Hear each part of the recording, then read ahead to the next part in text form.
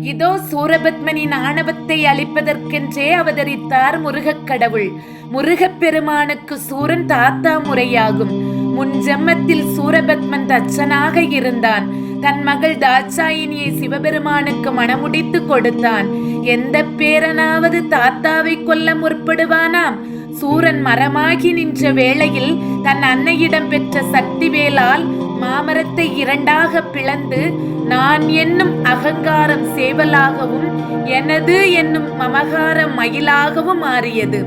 சேவலை கொடியாக்கி மயிலை வாகனமாக்கி கொண்டான். இந்த சிவமைந்தன் பிரம்மதேவனின் மகனாக பிரம்மஞானி சனத்குமாரர் என்ற பெயர் தாங்கி முக்காலம் அறிந்த ஞானியாக திகழ்ந்தார் என்று கூறுகின்றது புராணம்.